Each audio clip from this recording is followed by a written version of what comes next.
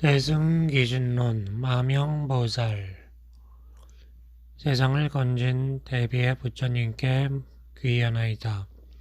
오늘이 뛰어난 업적을 행하며 세상 일을 알고 어디서나 자태를 드러낸다. 그 몸은 법성과 진여의 바다, 끝없는 공덕에 보고 깨달음을 얻고자 하는 무리들 중생은 의심과 사집을 버리고 대승의 믿음 일으켜 부처님의 가르침은 끝없이 이어가리라. 이 논술에서 설명하고자 하는 것은 대승의 근본이 되는 믿음과 그것을 일으키는 명상 원리이다. 이하의 설명은 5부분이다. 먼저 이 논술의 취지를 말하고 인연분, 둘째로 이 논술의 핵심적 주장을 개요 형식으로 제시하고 입의분, 셋째로 그것을 풀이한다. 해석분, 넷째로 논술이 나타내는 믿음과 그것을 얻기 위한 수행 방법을 말하고 수행신심분, 마지막으로 수행에서 얻게 될 이익을 말하므로 수행의 결심을 북돋아 준다. 근수리익분. 먼저 논술의 취지를 말하겠다. 이 논술을 지은 목적은 8가지다. 첫째, 이 논술의 목적을 한마디로 말하면 중생으로 하여금 일체 고에서 벗어나 즐거움을 얻도록 하는 데 있을 뿐 세상의 명예와 이익을 얻는다든지 하는 것에 있는 게 아니다.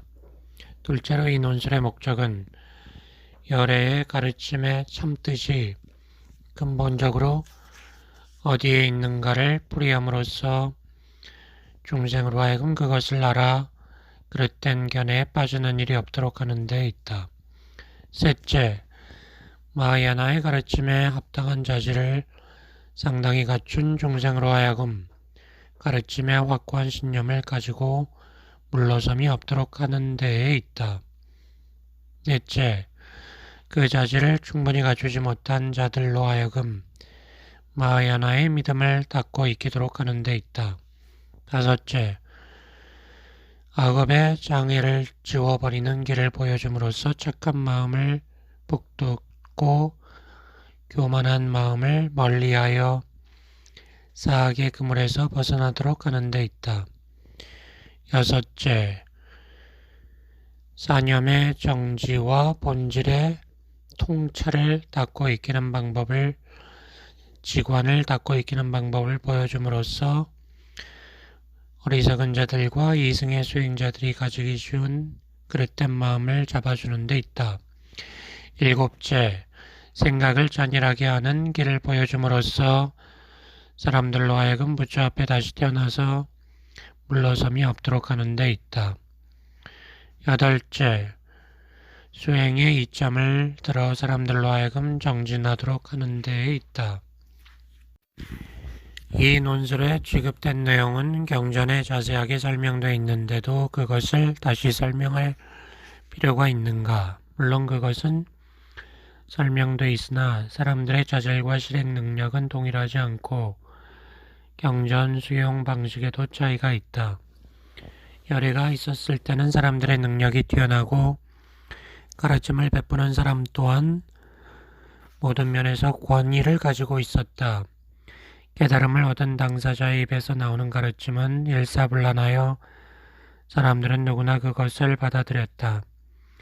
이 경우 열애의 가르침을 특별히 해설할 필요가 없었다. 그러나 열애가 돌아가신 뒤에는 사정이 다르다.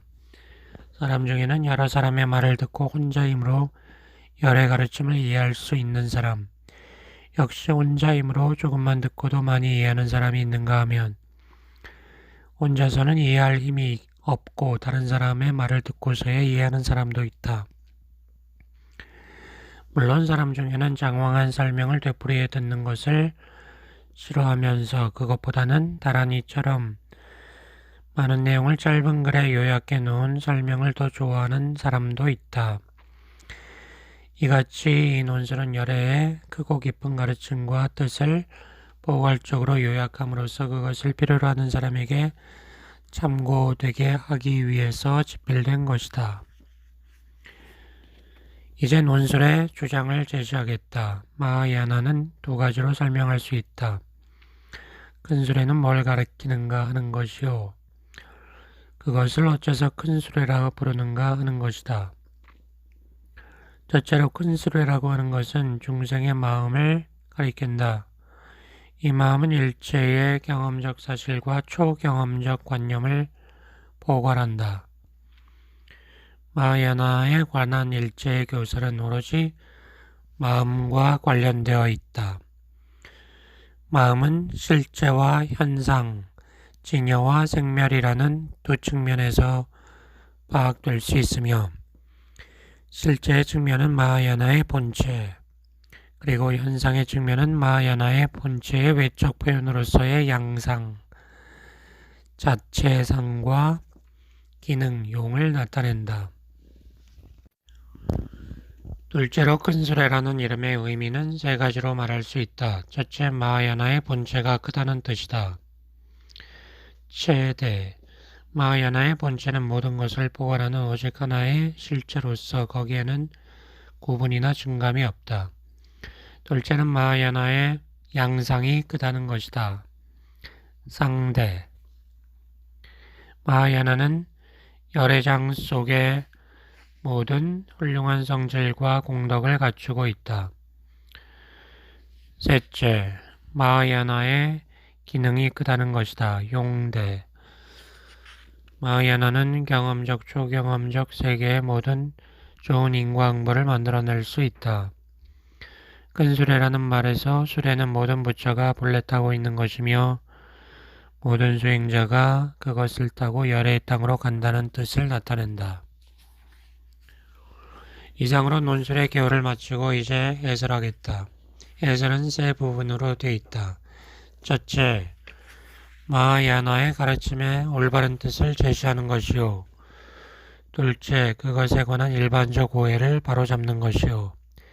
셋째, 깨달음에 이르는 길을 단계로 구분하는 것이다. 마하야나의 가르침은 다음과 같다. 마음은 하나이지만 그것은 두 개의 상이한 측면에서 볼 수 있다. 그것을 실제의 측면에서 파악되는 마음, 심진여문과 현상의 측면에서 파악되는 마음, 심생멸문이라 부를 수 있다. 이 두 측면은 그 각각이 총체로서 각각 일체의 사물과 현상을 포함한다. 이것은 곧 이 두 측면이 오직 개념상으로만 구분될 뿐 별개의 것이 아니라는 말이다.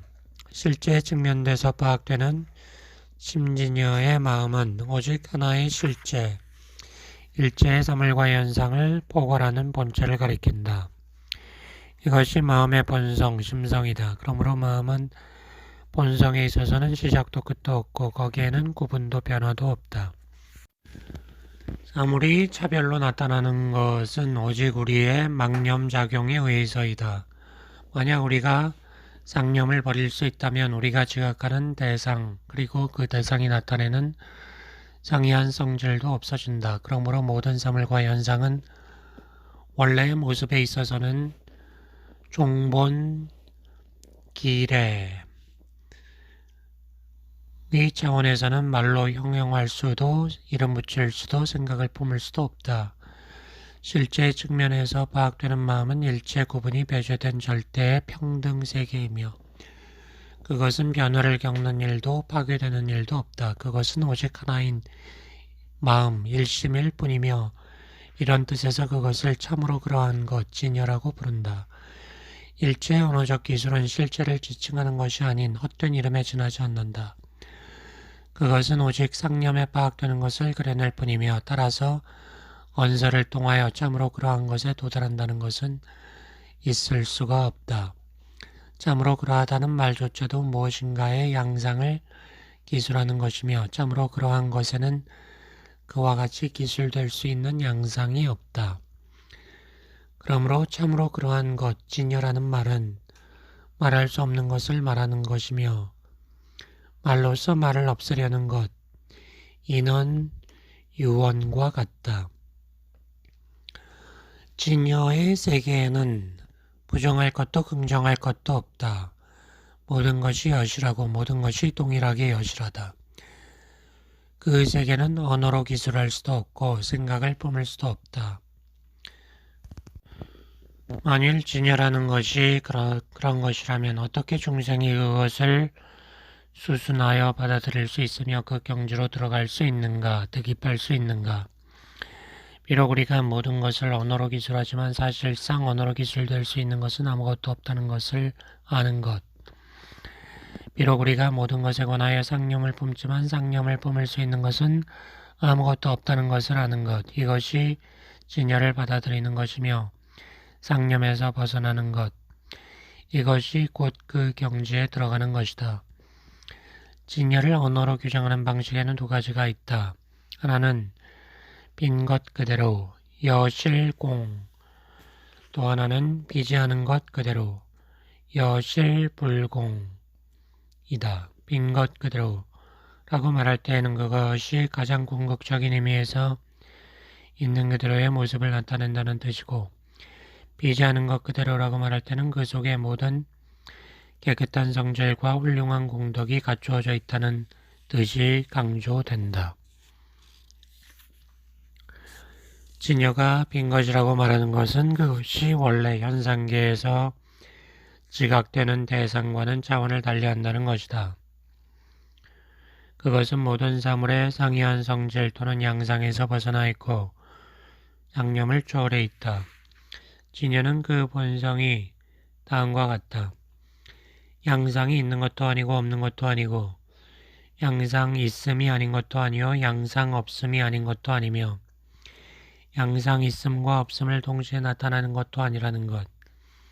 그것은 양상이 동일한 것도 아니요 상이한 것도 아니며 양상 동일함이 아닌 것도 아니요 양상 상이함이 아닌 것도 아니며 양상 동일함과 상이함을 동시에 나타내는 것도 아니라는 것이다.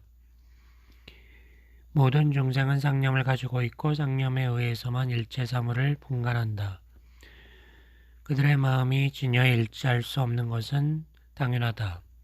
그것을 비었다라고 말하는 것은 오직 이러한 인식상의 제약을 고려한 것이며 만약 상념에서 벗어난다면 사실상 비었다고 말할 수 있는 것도 없다. 진여가 비지 않은 것, 불공이라고 말하는 것은 그것이 모든 사물의 본체를 드러낸다는 뜻이다. 다만 그 본체는 상념의 대상이 아닌 빈 것이다. 이런 뜻에서 진여는 바로 진심이다. 참마음이다. 그것은 언제나 일정하여 변함이 없으며 모든 것을 원래의 그 깨끗한 상태로 갖추고 있다. 이같이 그 안에 모든 것이 가득 차 있다는 점에서 그것은 비지 않은 것이다. 그러나 그것은 특정한 양상을 나타내지 않으며 상념의 대상에서 벗어나 있다. 그것은 오직 증득의 대상이 될 뿐이다.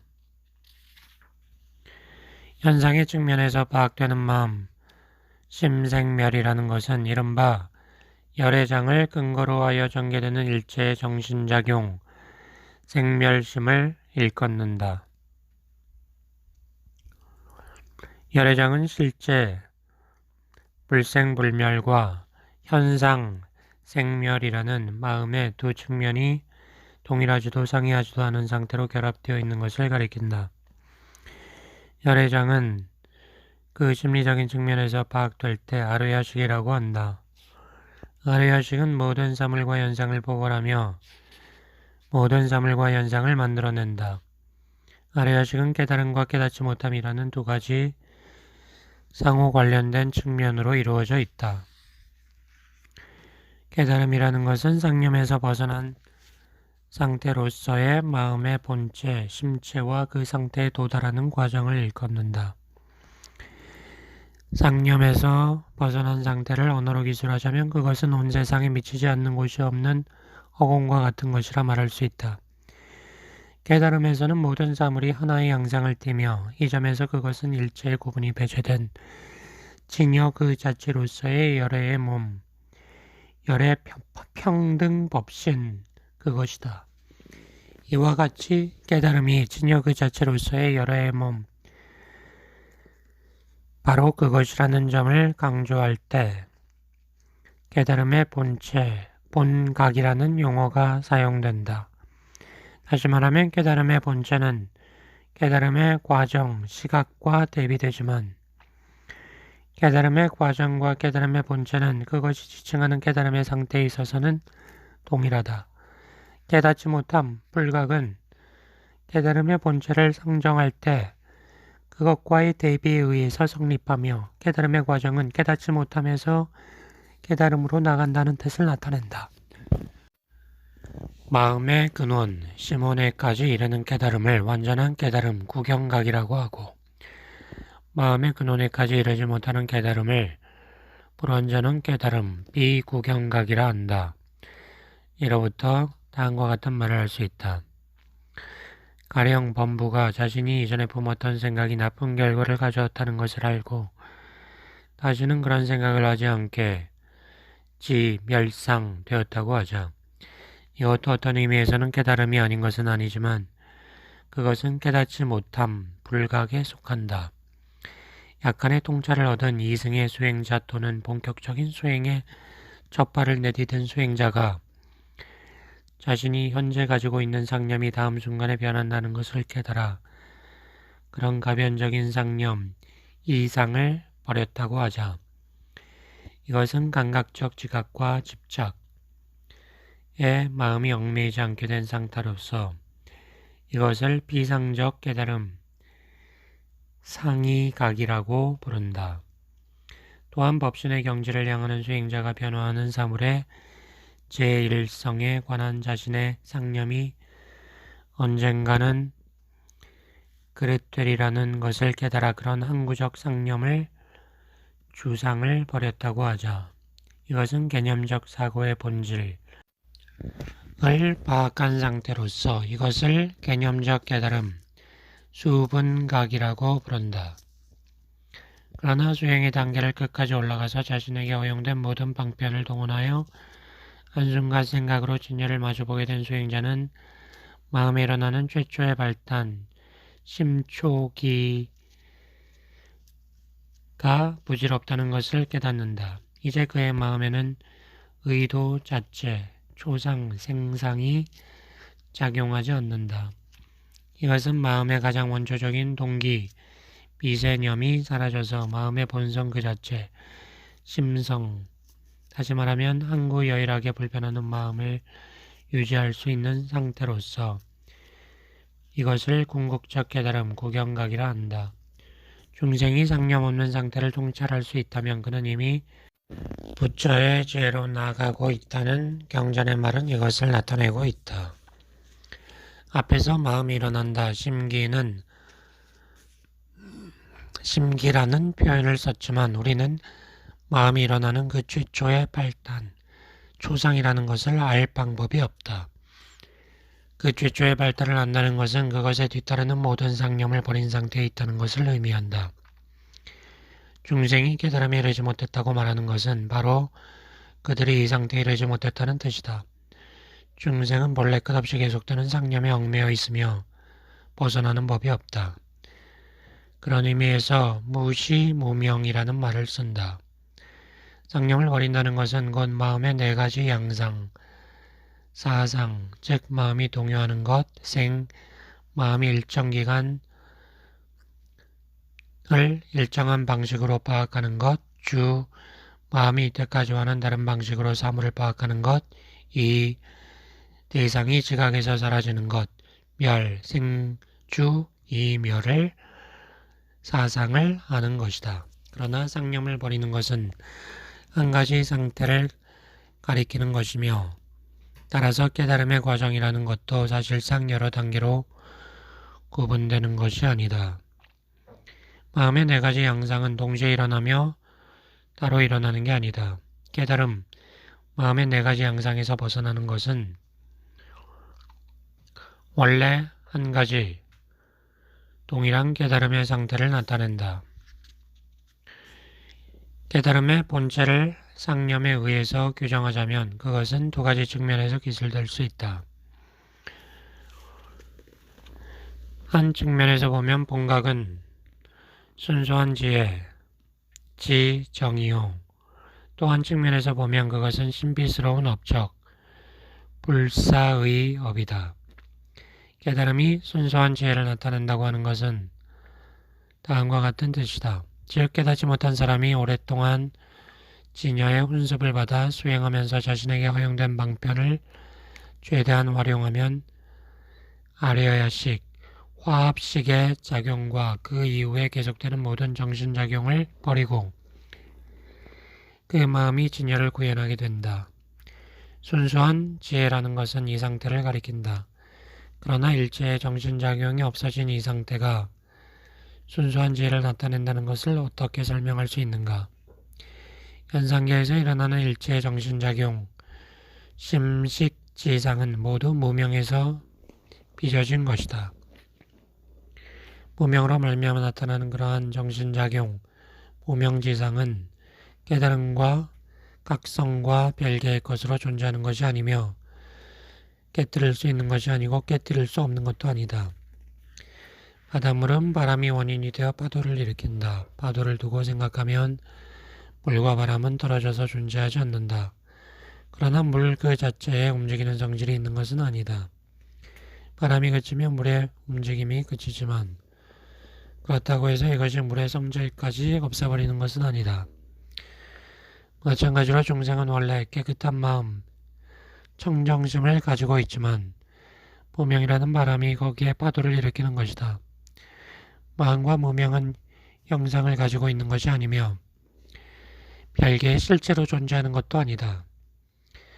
그러나 마음에 원래 움직이는 성질이 있는 것이 아니어서 무명이 그치고 그에 따라 모든 정신작용이 사라지더라도 마음이 원래 가지고 있는 깨끗하고 순수한 지혜, 지성은 파괴되지 않는다. 다음으로 깨달음이 신비스러운 업적을 나타낸다고 하는 것은 그것이 순수한 지혜로 말미암아 온갖 훌륭하고 불가사의한 경지를 만들어낼 수 있다는 뜻에서이다. 즉 깨달음이 나타내는 신비스러운 업적은 언제나 끊임없이 나타나며 중생은 각각의 능력과 상황에 따라 자연스럽게 각각 상이한 방식으로 그것에 접하여 이익을 얻는다. 깨달음의 본체를 그것이 나타내는 양상으로 규정하자면 네 가지로 말할 수 있다. 이것은 모두 깨달음을 허공이나 명경에 비유하는 것이다. 첫째, 깨달음은 비출 것이 없는 거울, 여실, 공경이다. 깨달음의 본체는 마음의 작용에 의하여 파악되는 모든 대상과 그 특성에서 벗어나서 아무것도 보여주는 것이 없고 만약 그것이 거울이라면 그것은 아무것도 비추는 것이 없는 거울이다. 둘째로 깨달음의 본체는 깨달음의 내적 원인이 되는 거울, 인훈습경이다.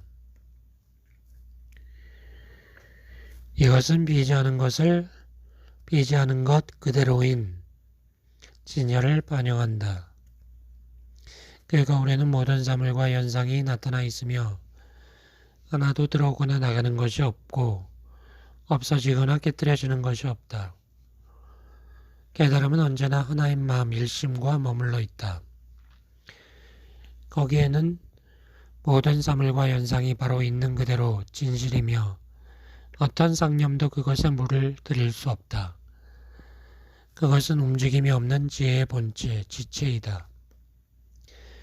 그것은 모든 깨끗한 성질을 완전히 갖추고 있어서 그것으로 중생의 마음에 온기를 쏘아준다. 셋째, 깨달음의 본체는 티끌이 없는 깨끗한 거울, 법출리경이다.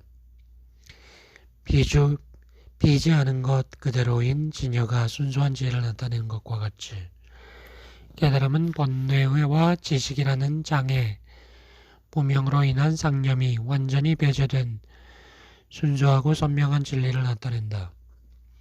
넷째, 깨달음의 본체는 깨달음의 외적 계기가 되는 거울, 연훈습경이다. 위에서 말한 순수한 지혜는 중생의 마음을 비추어 그들로 하여금 착한 성품을 닦도록 하며 그들이 하는 모든 생각을 통해 그 성품이 드러나도록 한다. 깨닫지 못한 불각이라는 것은 진여가 오직 하나의 실체임을, 진여 법필임을 철저하게 인식하지 못하는 상태를 말한다. 이 상태에서는 깨닫지 못한 마음, 불각심이 일어나서 그것에 상응하는 상념이 생긴다. 그러나 상념은 그 자체로서 독자적인 실체를 가지고 있는 것이 아니라 깨달음의 본체, 본각에 의존하고 있다. 길을 잃은 사람이 갈 방향이 정해져 있기 때문에 길을 잃게 되는 것이다. 갈 방향이 없다면 길을 잃었다는 말이 의미가 없다. 중생의 마음도 이와 마찬가지다. 그들이 길을 잃는 것은 깨달음이라는 방향이 있기 때문이며, 만약 깨달음이라는 것이 없다면 깨닫지 못함이라는 것도 없다. 마찬가지로 사람들이 깨닫지 못한 마음, 상념에 얽힌 마음을 가지고 있기 때문에 참된 깨달음, 진각이라는 용어를 써서 뜻을 전달하고자 한다. 만약 깨닫지 못한 마음에서 벗어난다면 특별히 참된 깨달음을 말할 필요도 없다. 23. 깨닫지 못한 불각은 세 가지 양상으로 나타난다. 첫째, 무명의 발동. 무명, 업상이다. 이것은 깨닫지 못함으로 말미암아 마음이 동요하는 것을 가리킨다. 마음의 동요를 업이라고 부른다. 깨달은 상태는 마음이 동요하지 않은 상태이며 마음의 동요는 괴로움을 가져온다. 괴로움이라는 결과는 무명이라는 원인과 떨어질 수 없다. 둘째, 인식 주체의 성립, 견상이다. 마음이 동요함으로 말미암아 인식의 주체가 생기며 마음의 동요가 없으면 인식의 주체도 없다. 셋째, 인식 대상의 성립, 현상이다. 인식의 주체가 생김으로 말미암아 인식의 대상이 나타나며 인식의 주체가 없으면 인식의 대상도 없다. 24. 인식의 대상이라는 외적 계기로 말미암아 다시 깨닫지 못함의 6가지 양상이 나타난다. 경계연으로 말미암아 6가지 양상이 나타난다. 첫째, 자별적 지각, 지상이다. 인식의 대상이 나타남으로써 마음에 가지고 싶어하는 것과 가지고 싶어하지 않는 것의 구별이 생긴다. 둘째, 자별적 지각의 연속, 상속상이다. 자별적 지각으로 말미암아 괴로움과 즐거움의 느낌이 교차되며 상념이 일어난다. 셋째, 집착, 집취상이다. 자별적 지각의 연속으로 말미암아 지각의 대상에 대한 호호, 그로 인한 괴로움과 즐거움에서 헤어나지 못하고 집착한다. 넷째, 언어와 개념에 의한 계도, 계명자상이다. 그릇된 집착으로 말미암아 실제가 아닌 언어와 개념이 그 자체로서 의미를 가진다고 착각한다. 다섯째, 행동, 기업상이다.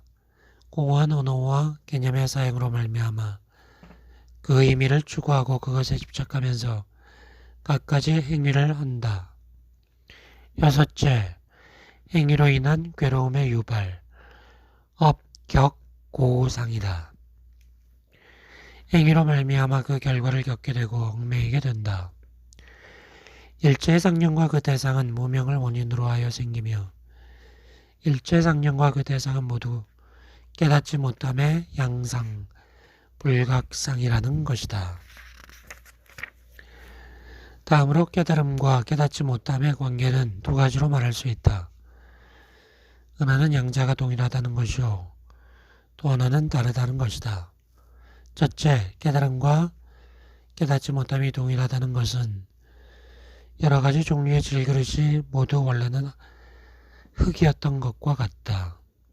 마찬가지로 지혜와 무명에서 빚어지는 갖가지 환영은 하나같이 진여의 양상이다.